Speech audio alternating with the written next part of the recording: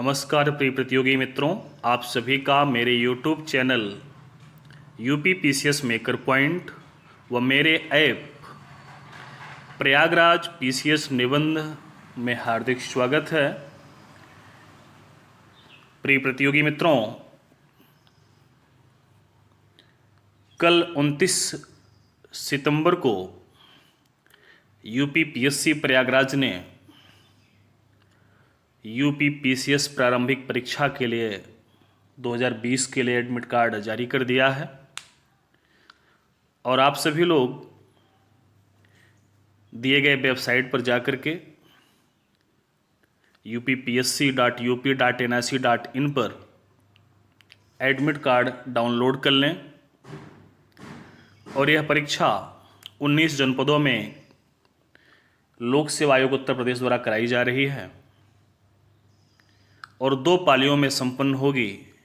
एक सुबह 9:30 से 11:30 और दूसरा 2:30 बजे से 4:30 बजे तक, जिसमें आपसे अनुरोध किया गया है कि आप अपने एडमिट कार्ड के साथ पहचान पत्र की ओरिजिनल कॉपी या उसकी फ़ोटो प्रति और 2 फोटो लेकर के आप समय से पहले वहाँ पे उपस्थित हों। निश्चित रूप से कोई भी परीक्षा हो, समय से पहले उपस्थित होना आवश्यक होता है, उपस्थित होना भी चाहिए।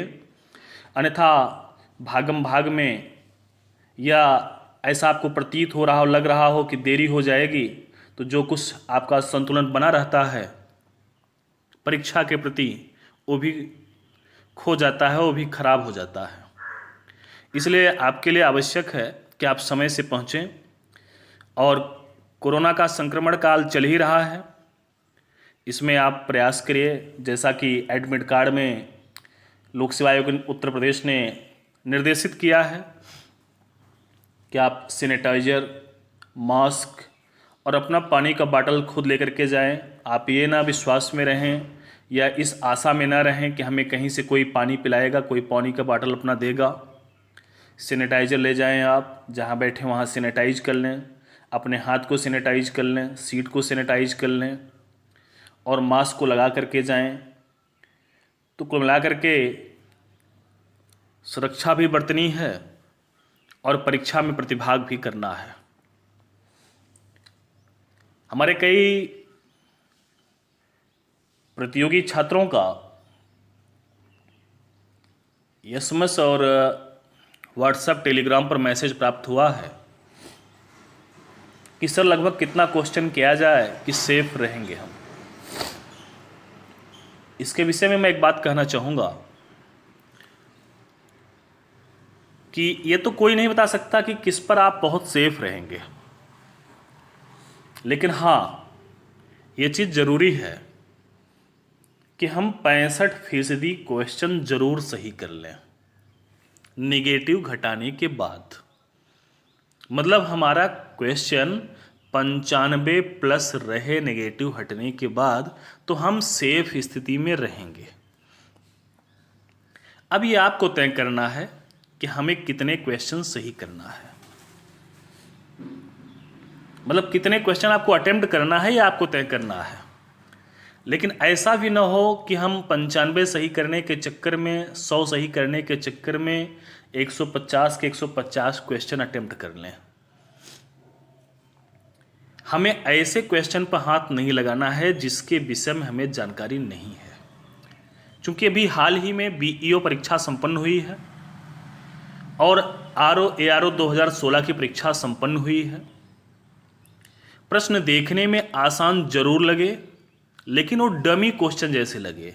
जैसे आज़ाद हिंद फौज से उन्होंने क्वेश्चन बनाया, तो अब आपको ये लगेगा कि मैं आज़ाद हिंद फौज के बारे में जानता हूं, मैं कर लूँगा, लेकिन उन्होंने पूछ लिया कि कौन इससे संबंधित नहीं था। अब अगर आपको याद नहीं है तो आप नहीं कर पाएंगे, सीधी बात है। इसलिए जिन प्रश्न पर आपकी पकड़ मजबूत नहीं है, आपको उसके विषय में जानकारी नहीं है, वहाँ आप अनायास हाथ मत लगाइएगा, रिस्क मत लीजिएगा। ये आपसे अनुरोध है मेरा, नहीं तो बहुत अच्छे अच्छे लोगों की मेरिट खराब जाती है। नेगेटिव के कारण वो बहुत नीचे चले जाते हैं, उन्हें लगता है कि मैं सब सही लगा रहा हूँ। हाँ, ये ज़रूर है कि जहाँ तक मेरा आंकड़ा व्यक्तिगत कहता है कि आप 120 से 130 के बीच में आसानी से खेल सकते हैं और खेलना चाहिए। क्योंकि अगर आप पता चला कि 105 ही करके आए और अमूमन एक औसतन में विद्यार्थी की मैं बात कर रहा हूँ, बहुत तेज विद्यार्थी की नहीं, एक औसतन विद्यार्थी की, वो 10 से 15 क्वेश्चन जरूर गलत कर देता है। साधारण तौर पर कितना भी एक्यूरेट करके आए, वो 100 ही करके आए तब भी उसमें 10 गलत निकलेगा। एक औसत विद्यार्थी की मैं बात कर रहा हूँ, बहुत ब्रिलियंट विद्यार्थी की, प्रतियोगी छात्र की मैं बात नहीं कर रहा हूँ। तो ऐसी दशा में अगर वो 15 गलत हो गए, 105 करके आए हम, और 15 के नेगेटिव घटा के 85 पहुँच गए तो और बैठ जाएंगे नीचे। इसलिए ऐसी स्थिति में जरूर पहुँच जाएं कि आपका नेगेटिव घटाने के बावजूद आपके अंक 95 प्लस ठहरे, आपके क्वेश्चन 95 प्लस रहें, तो आप जान लीजिएगा सेफ स्थिति में है, फिर आपको मेंस की तैयारी करने में कोई हिचक नहीं होगी। दूसरा पेपर सीसेट का है, क्वालिफाइंग है, नंबर तो उसका जुड़ता नहीं है, लेकिन देखने को ये मिला है कि कई प्रतियोगी ऐसे हैं जो तो जीएस में अच्छा कर जाते हैं, लेकिन सीसेट का मामला उनका फंस जाता है। आप प्रयास करिएगा कि सीसेट का मामला आपका न फंसे, सीसेट में कम से कम क्वालिफाई तो आप ज़रूर हो जाएं और इतना अंक जरूर प्राप्त कर लें, कम से कम 40 प्लस तो रहिए ही, कि कहीं पे किसी क्वेश्चन के आंसर में उलटफेर हो तो उसका प्रभाव आप पर ना पड़े, इतना क्वेश्चन जरूर करके आइए।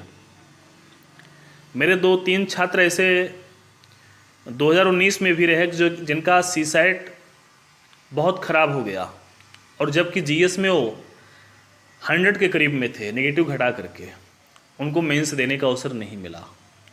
ऐसी स्थिति ना बनने पाए, ऐसी स्थिति ज़रूर बने कि आपको मेंस देने का अवसर मिले अगर आप जीएस में अच्छा कर रहे हैं, सीसेट क्वालिफाई करें। कुछ मित्र मैसेज किए हैं कि सर मेरा सीसेट का पोर्शन बहुत कमज़ोर है, मैं क्या करूं? मेरा उनको एक सलाह है, भैया अब 10 से 11 दिन का समय बचा है। अब मैं ये भी नहीं कह सकता कि आप आर्यस अग्रवाल लेकर के सॉल्व करो। हाँ, इतना ज़रूर कह सकता हूँ कि अगर आपके पास सीसेट का प्रीवियस ईयर्स क्वेश्चंस हों तो एक बार उसको सॉल्व कर लीजिए। उसमें संप्रेषण क्षमता है, निर्णय क्षमता है, सांख्यिकी है, मैथमेटिक्स का पोर्शन है, हिंदी का पोर्शन है, अंग्रेजी का पोर्शन है, रीजनिंग है, तो थोड़ा सा उसको सॉल्व करके देख लीजिए। अगर आप विगत 2012 से आज तक का 2019 तक का पेपर सॉल्व कर लेंगे, हम कहते हैं उसका हल ही आप पढ़ डालिए, तो आपका मामला फंसने वाला नहीं है, आप आसानी से क्वालिफाई कर जाएंगे। लिंक करिए। अब उसका मैटर अगर आपको नहीं मिल पा रहा है तो यूथ पब्लिकेशन का घटना चक्र का सीसेट का पेपर आता है, सीसेट की किताब आती है, उसमें उन लोगों ने सॉल्व करके रखा है। यूथ के प्रीवियस ईयर्स पेपर में यूथ पब्लिकेशन के लास्ट में दे रखा है सीसेट का उन्होंने क्वेश्चंस, उसको आप सॉल्व कर लीजिए, पढ़ लीजिए। 2-2, 3-3 घंटे उस पर समय ज़रूर दे दीजिए। जिनका कमज़ोर है, जिनका कमज़ोर नहीं है, उन्हें उससे देखने की ज़रूरत ही नहीं है, लेकिन जिनका कमज़ोर है उसको देख लीजिएगा, कहीं उसके कारण आपका समीकरण न गड़बड़ हो जाए। बाकी जीएस तो निर्णायक भूमिका में है ही। अब इसमें भी अब इतना समय नहीं है कि आप कोई नया मैटर पढ़ें, और पढ़ना भी नहीं चाहिए भाई। 10 दिन का समय बचा है। अब इस 10 दिन के समय में, चूँकि आज 30 सितंबर है, तो 10 दिन के समय में अब आपके पास वही उतना समय बचा है कि जितने में आपने पुराना जो पढ़ा है उसको रिवाइज कर लीजिए। यूपी स्पेशल पर विशेष ध्यान दीजिए। यूपी स्पेशल की घटना चक्र पब्लिकेशन की किताब आती है, परीक्षावाड़ी पब्लिकेशन की आती है। आप किसी किताब को ले लीजिए, चाहे जो भी ले लीजिए, प्रमाणित किताब ही। थोड़ा सा ये सब प्रमाणित पब्लिकेशन की किताबें हैं, इसमें गलतियाँ बहुत न्यूनतम स्तर पे हैं। तो यहाँ से आप यूपी स्पेशल का 1-1, 2-2 चैप्टर पर डे पढ़िए, चूँकि अब यूपी स्पेशल भी गहराई से पूछा जा रहा है, वहाँ पर आपका कोई नुकसान न होने पाए। करंट के क्वेश्चंस को पूछे जा रहे हैं। करंट स्पेशल के रूप में अगर मैं कहूँ तो इधर आप अप्रैल से लेकर के अगस्त तक बहुत गहराई से ध्यान दीजिएगा मेरी बात। अप्रैल से लेकर के अगस्त तक बहुत गहराई से आप पढ़ लीजिएगा, उसमें कोई हीला हवाली ना होने पाए। अब उसके पहले, अप्रैल के पहले आप उधर उठाइएगा नवंबर से, नवंबर, दिसंबर, जनवरी, फरवरी और मार्च। इसमें से महत्वपूर्ण बातें, कोई सम्मेलन हुआ हो, कोई राष्ट्रपति प्रधानमंत्री आया हो गया हो अपने यहाँ से, किसी महत्वपूर्ण परियोजना का उद्घाटन हुआ हो, तो उन सबको थोड़ा सा आप देख लीजिएगा, क्योंकि वहाँ से प्रश्न बनाएंगे। और कुल मिलाकर अगर देखा जाए तो करंट की अच्छी भूमिका रहेगी। जैसे आरओ के पेपर में सूचकांक नहीं पूछा गया, इसमें संभावना कि सूचकांक पूछा जाए आपसे।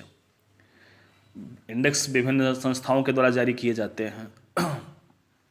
पुस्तक के नाम आपसे पूछे जा सकते हैं, पुरस्कार आपसे विस्तार से पूछा जा सकता है, उन सब पर थोड़ा सा आप निगाह डाल दीजिएगा। योजना परियोजना पर, अभ्यास पर, जो समुद्री अभ्यास, नौसैन्य अभ्यास, सैन्य अभ्यास, इसको देख लीजिएगा। जो इधर बीच पुस्तकें आई हैं महापुरुषों के द्वारा, महान व्यक्तित्व के द्वारा, उनकी पुस्तक को देख लीजिएगा, किस पुस्तक को इसने लिखा है, क्योंकि वहाँ से भी प्रश्न बनने की संभावना प्रबल है। आत्मनिर्भर भारत अभियान का बजट देख लीजिएगा, बहुत महत्वपूर्ण है, वहाँ से भी प्रश्न उठा सकते हैं। आपका जो केंद्रीय बजट है जो फरवरी में आया था, उसे देख लीजिएगा, किस पे कितना बजट दिया गया, कितना राजकोषीय घाटा, कितना राजस्व घाटा है। यूपी का भी ऐसे देख लीजिएगा, आर्थिक समीक्षा देख लीजिएगा, फसल उत्पादन है, कृषि है, खनिज का है, इन सब पर भी थोड़ा सा निगाह डाल लीजिएगा। मातृ मृत्यु दर, जन्म मृत्यु दर, शिशु मृत्यु दर, इन सब पर भी थोड़ा सा आप फोकस किए रखिएगा, क्योंकि यहाँ से प्रश्न उठने की संभावनाएं प्रबल हैं। इतिहास में भी अब चूंकि नए प्रश्न बना रहा है, आधुनिक भारत के इतिहास में अगर बात करें हम, आधुनिक भारत से भी नए प्रश्न बनाए जा रहे हैं। जो प्रश्न शब्द तो आपने चर्चा में सुना है, लेकिन प्रश्न नहीं सुना है आपने, जैसे आरओ के भी पेपर में आए हैं प्रश्न, उसको आप थोड़ा सा देख लीजिएगा। इस टाइप के भी प्रश्न वो पूछ सकते हैं। जैसे बीईओ में उन्होंने पूछ लिया कि कौन ऐसा था जो गदर पार्टी से संबंधित नहीं था। अब जिसको गदर पार्टी के सभी सदस्यों का नाम पता रहेगा वही कर पाएगा। और दूसरी बात, कालचक्र देख लीजिएगा, विद्रोह देख लीजिएगा, संधि देख लीजिएगा। इस हिसाब से आप इतिहास में भी जो महत्वपूर्ण तथ्य हैं, पॉइंट्स हैं, उनको थोड़ा सा रिवाइज कर लीजिए। साइंस के पोर्शन में बायोलॉजी का सेक्शन है, केमिस्ट्री का सेक्शन है, कंप्यूटर का सेक्शन है, उसको देख लीजिए। इन्वायरमेंट की भी बहुत महत्वपूर्ण भूमिका रहेगी। आरओ में 1-2 क्वेश्चन आए हैं, लेकिन हमें लगता है पीसीएस में कम से कम 10 से 15 क्वेश्चन जरूर इन्वायरमेंट से रहेगा। विश्व भूगोल से भी प्रश्न बनेंगे। भारत का भूगोल भी आप अच्छे से देख लीजिएगा, जिनका विश्व भूगोल ना तैयार हो, भारत के भूगोल पे वर्क कर लीजिए, क्योंकि अब समय 10 दिन का बच्चा, इसमें आप नया नहीं कर सकते। तो मेरी शुभकामनाएं आपके साथ हैं। आप अच्छे से तैयार कीजिए, अच्छे से पेपर दीजिए, संतुलन मत खोइएगा।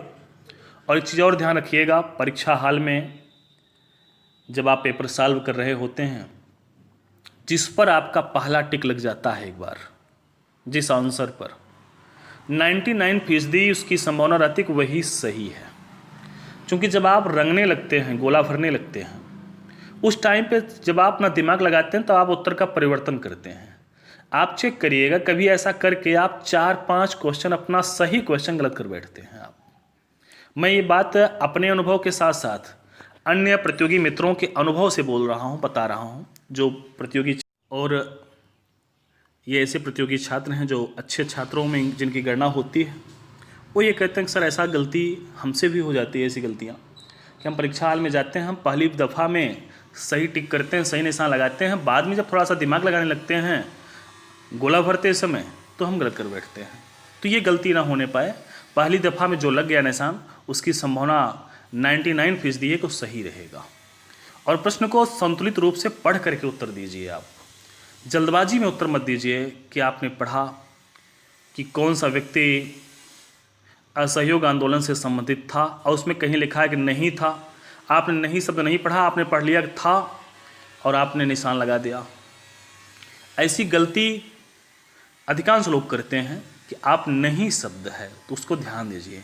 मिलाने में भी आप ध्यान दीजिए कि जब मैचिंग करने के लिए आता है उस समय भी आप सही मैच कर सकें।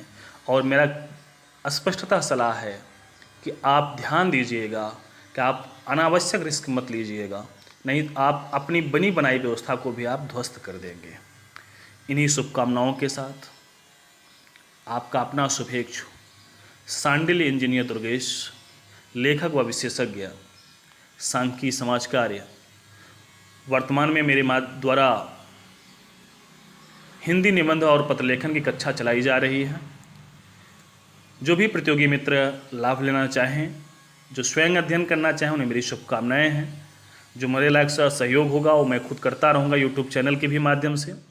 जिन्हें लगता है कि मेरे सहयोग की अपेक्षा है वो मुझसे भी जुड़ सकते हैं। मेरा व्हाट्सअप नंबर है 9450 75 15 97। फिर से सुन लीजिएगा, 9450 75 15 97। उस पर व्हाट्सअप कर लेंगे या टेलीग्राम कर लेंगे। मेरे ऐप पर भी सारी सुविधाएं उपलब्ध हैं, करंट के नोट्स भी उपलब्ध हैं।